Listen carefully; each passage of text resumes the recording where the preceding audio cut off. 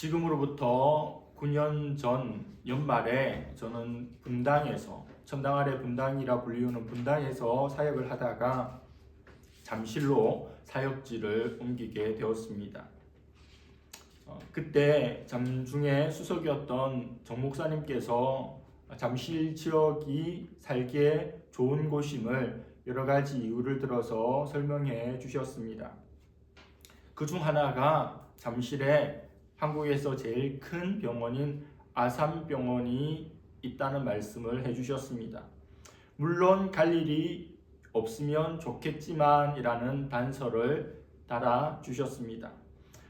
저와 가족들 모두 큰 병을 앓은 경험이 없기에 아산병원에 신방이나 또 장례로 많이 가겠구나 라는 생각만 하였습니다. 그야말로 건강한 자에게 의원이 쓸데없다는 말씀대로 될 줄 알았습니다. 그런데 2년 정도 지난 후 아내가 돌발성 난청으로 아산병원에 입원을 하게 되었습니다.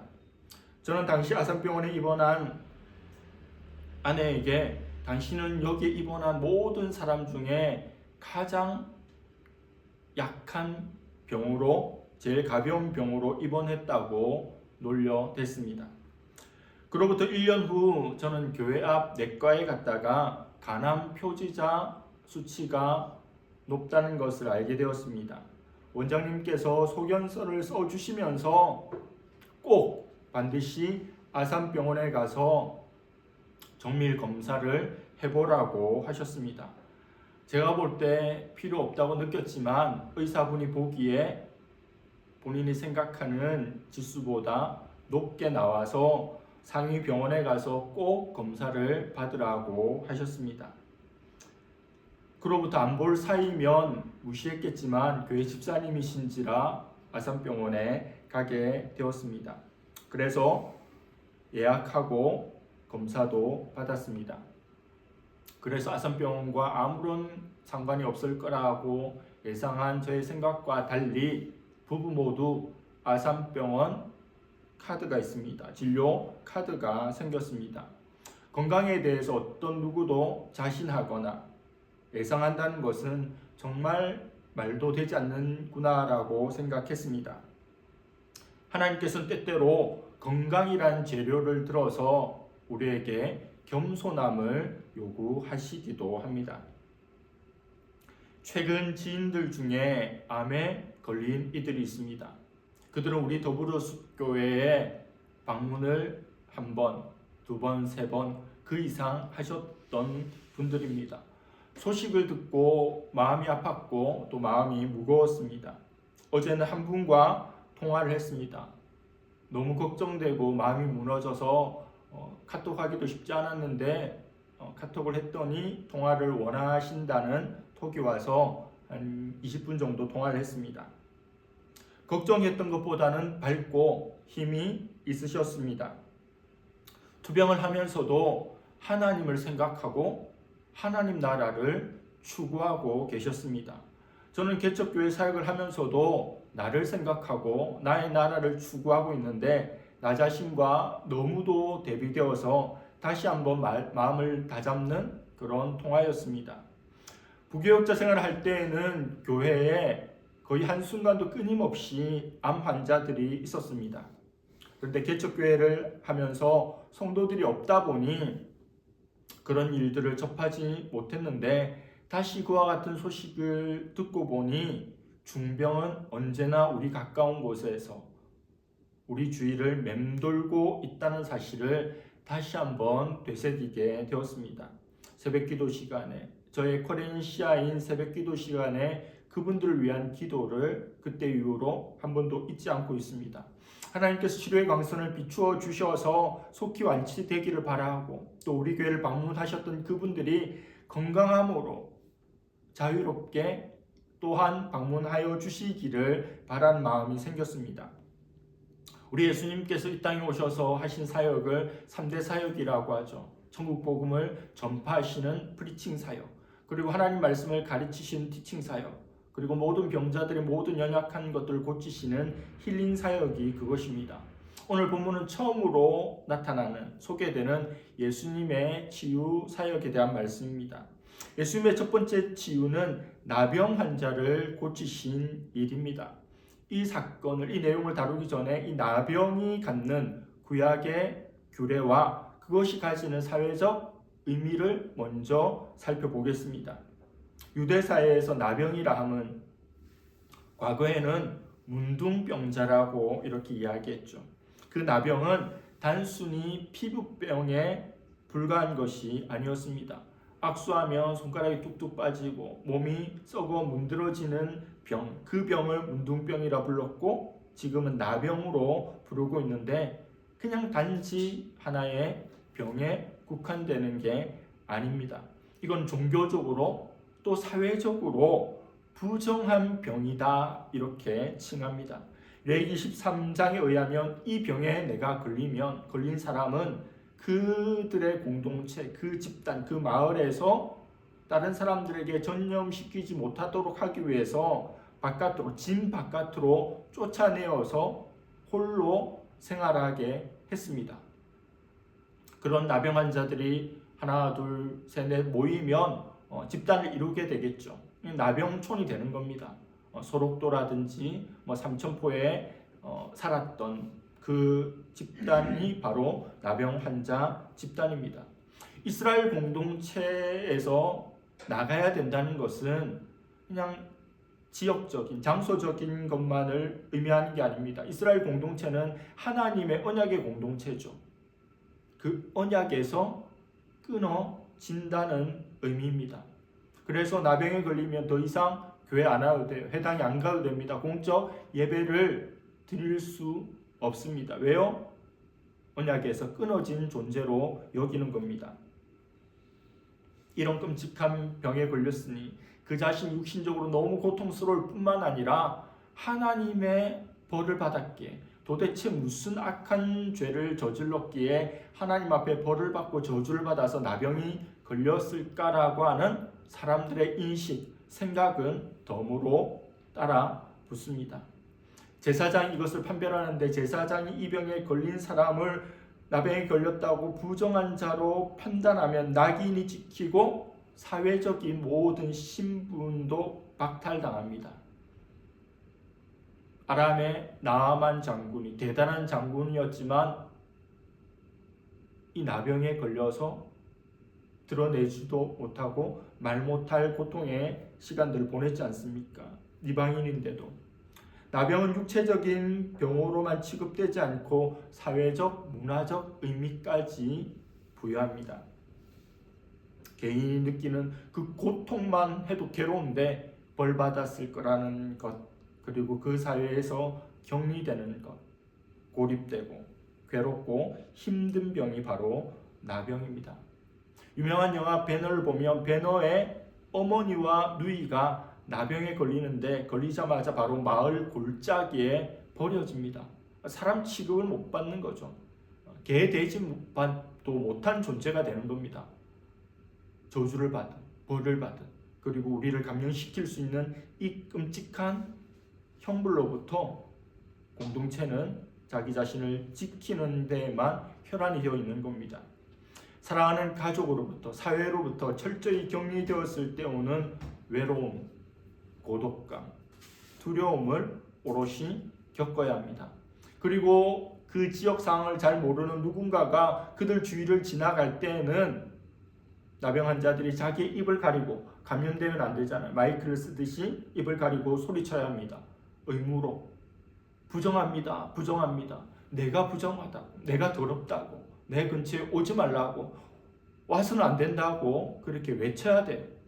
만약 그렇게 소리치지 않으면 이 사람은 돌을 던져 돌에 의해서 맞아 죽어도 사회법에 저촉되지 않습니다. 하나부터 10가지까지 얼마나 비참한 게 나병입니까? 이런 나병에 걸렸다가 기적적으로 낫게 되면 다시 제사장이 진단을 합니다. 그리고 이제 낫네? 끝이 아니라 이 과정도 매우 복잡해요. 정결 예식을 먼저 시행합니다. 진단을 받고 정결 예식. 그리고 이제 진으로 원래 살던 그 공동체로 돌아오는데 자기 장막에만, 자기 집에만 있어야 돼요. 7일 동안. 그리고 7일째 된 날 자기의 몸에 있는 모든 털을 다 밀어야 됩니다. 왁싱해야 돼요. 그리고 옷을 빨고 몸을 물로 씻은 다음 8일째 성막에 가서 제사를 드린 후에야 마침내 완전하게 정결케 됩니다. 이렇게 해야 부정에서 정결이 되는 겁니다. 이 과정 절차만 보더라도 이 나병이 얼마나 중대한 일인지, 얼마나 치명적인 일인지, 그 불결에 대해서 얼마나 끔찍하게 여기는지를 짐작할 수 있죠. 말씀 속으로 들어가서 예수님께 나온 나병 환자의 모습을 살펴보겠습니다. 먼저 그는 어떤 경고도 없이 예수님께 바로 나왔습니다. 경고는 뭐죠? 입을 가리고 부정합니다, 부정합니다. 자기 자신을 알려야 되는 거예요. 사람들에게 부정함을 전해주지 않기 위해서 알려야 돼요. 그런데 알리면 예수님께 올 수 있을까요? 못 올까요? 못 오죠. 어떻게 예수님 가까이 오겠어요? 그러니까 알리지 않고 자신의 부정함을 외치지 않았어요. 누군가 나병 환자! 이렇게 하면 바로 돌들어서 그 자리에서 즉결 처단을 해도 아무런 문제가 없는 상황이에요. 말하자면 이 나병 환자는 돌에 맞아 죽어도 어쩔 수 없다. 죽을 각오로 예수님 앞에 나온 상황입니다. 예수님께 나오는 나병 환자는 사람들에게 나올 때 해야 될 규례들을 몰라서가 아니라 나아가야 하기 때문에 어기고 필사적으로 나왔습니다. 이 나병 환자에서 무엇이 느껴집니까? 절박함이 느껴지죠. 이분밖에 없다. 지금밖에 없다. 여기밖에 없다는 절박함이 있었습니다. 진지한 탐원, 그리고 존경의 자세로 나아갑니다. 꿇어 엎드려서 간구합니다. 예수님만이 저를 깨끗게 하실 수 있다는 기대감으로 나왔습니다. 원하시면, 주님 원하시면 저를 깨끗게 하실 수 있습니다. 그래서 네가 말한 대로, 네가 원하는 대로 깨끗함을 받게 됩니다. 예수님께서는 병을 고쳐주셨어요. 즉시로 고쳐주셨습니다. 그리고 그에게 이 병이 나은 일을 말하지 말라고 하셨지만 이 나병 환자는 자기가 낫게 된 것을 말하지 않을 수 없는 거예요. 가는 곳곳마다 말하게 되는 거예요. 내가 나병에 걸렸는데 예수님께서 낫게 해주셨다고. 이게 증인의 모습이죠. 바리새인들이, 종교 지도자들이, 정부의 권세자들이 제자들의 입을 틀어막아도 죽이겠다고 위협해도 말하지 아니할 수 없는 것이 바로 예수님 이야기죠. 복음이죠. 예수님의 행하심이 널리 전파됩니다. 나병이 나았으니, 나병을 낫게 하신 예수님에 대한 뉴스니 사람들이 얼마나 관심 기울이겠습니까? 그때 그전에도 살펴봤지만 예수님께서 광야의 한적한 곳에, 사람들이 없는 곳에 계셨음에도 예수님 저기 계신다 하면서 수많은 사람들이 예수님께로 몰려옵니다. 질병의 고통에서 해방되기를 원하는 이들이죠. 목회자로 사역하면서 병원에 간 경험이 참 많았습니다. 안 가본 병원이 없을 정도로 어떤 병원은 수십 번 이상 병원에 갔습니다. 갈 때마다 느끼는 것은, 또 마음속으로 기도하는 것은, 저는 이런 중병으로 병원에 오지 않고 살았으면 좋겠다는 기도를 그냥 마음속으로 이렇게 해봅니다. 그리고 느끼는 것은 병원에 환자들이 많아도 너무 많다는 거예요. 그 어떤 산업도, 그 어떤 식당도, 그 어떤 교회도 흥망성쇠가 있어요. 흥하고 망하고 성하고 쇠퇴하는 일이 있어요.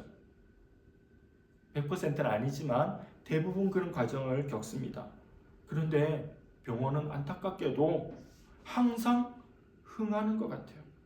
과학기술이 발달하고 의료기술이 발전해서 살기 좋은 세상이 되었지만, 그리고 많은 사람들이 음식으로, 운동으로, 건강보조식품으로 건강을 끔찍하게도 챙기고, 교육자에게 받는 기도 제목 1순위는 누구나 건강이라고 하지만 병원은 미어 터집니다. 이렇게 아픈 사람이 많다고? 이렇게 질병으로부터 고통을 당한다고? 지금도 그런데 2000년 전에는 오죽했겠습니까? 지금도 뭐 국경 없는 의사에 광고하는 거 보면 그냥 눈앞에 있는 환자를 항생제, 주사가 있으면 살릴 수 있고 없으면 못 살리는 것. 지금도 그런데 예수님 당시에는 말해 무엇하겠습니까? 아무것도 아닌 병으로도 많이 죽어나가죠. 우리도 뭐 100년, 200년 전만 해도 애를 많이 낳았는데 이름도 안 지어주고 호적에도 안 올리잖아요. 어릴 때 많이 죽으니까. 2000년 전이니까 오죽했겠습니까? 예수님께서 나병을 고치시는 분이라는 소식이 일파만파 퍼지는 거예요. SNS도 없고 방송도 없는데 그만큼 허다한 이들이 질병의 고통 가운데 힘들어하다가 세상을 떠나는 거예요. 그러니까 예수님께서 3년의 사역의 큰 줄기 하나가 치유사역이잖아요. 모든 병자들의 모든 연약한 것을 친히 고치셨다. 모든 사람, 모든 병들을 예수님께서 고쳐주셨습니다. 사역자로서 예수님의 심장을 갖지 않을 수가 없어요. 그리고 성도로서, 사람으로서 하나님을 바라보지 않을 수가 없습니다. 이 질병 앞에서 어떤 누가 교만하고 어떤 누가 자신만만할 수 있겠습니까? 하나님이 필요한 겁니다. 나병 환자의 이런 모습에 대해서 우리 예수님 어떻게 하십니까? 외면하지 않습니다. 배척하지 않습니다. 번호표 받아오라고 하지 않습니다. 메시아로서의 자비와 사랑을 여지없이 보여주십니다. 당시에 종교에 규정된 정결의 법에 의해서 사람들의 경계의 대상이 되고 삶이 제약되고 버려진 이 무정한 사람을 예수님께서는 끌어안아 주십니다. 오늘날 종교적이고 신앙적인 우리의 모습을 한번 생각해 봐야 되지 않을까요? 예를 들어 교회에 전문을 열고 에이즈 환자가 들어온다면 우리는 어떻게 하겠습니까? 이해가 쉬워지죠. 기가 막힐 겁니다. 나병 환자를 대하신 예수님은 그의 더러움이 아니라 그를 불쌍히 여기는 마음에 초점이 있으십니다. 예수님께서 불쌍히 여기셨다라고 하는 그 표현은 헬라어 원문에 의하면 이 창자가 끊어질 듯한 고통을 의미하는 단어입니다. 한국식 표현으로 바꾸면 애간장을 태우는 자비의 마음, 사랑의 마음이 바로 그를 불쌍히 여기는 마음입니다. 복음서에 종종 나오는 표현이죠. 어떤 때 나옵니까? 자신에게 나온 사람들을 예수님께서 먹이실 때, 광야에서 오병이어로 먹이실 때 그 무리를 보며 불쌍히 여기셨어요. 말씀을 가르치실 때 불쌍히 여기셨습니다. 목자가 없어 유리하는 양들처럼 느낄 때 불쌍히 여겨주셨어요. 그리고 질병의 고통 가운데 너무 힘들어하고 소망 없이 죽어가는 그들을 바라볼 때, 치유사역을 하실 때 이 불쌍히 여기는 마음, 긍휼의 마음으로 하셨습니다. 손을 내밀어 그에게 대시며, 예수님께서 손을 내미셔서 나병 환자에게 대셨습니다. 제가 참 싫어하는 것 중에 하나가 꼭 필요하지 않는 말이나 행동, 의문 이런 거예요. 예수님은 꼭 그렇게 하실 필요가 없죠. 말씀만으로 고칠 수 있는데 굳이 해서 손을 내밀어 나병 환자를 안수할 이유가 없다는 겁니다. 그러나 그에게 손을 내밀어 그를 만지십니다. 부드럽게 오르만지시지 않았을까?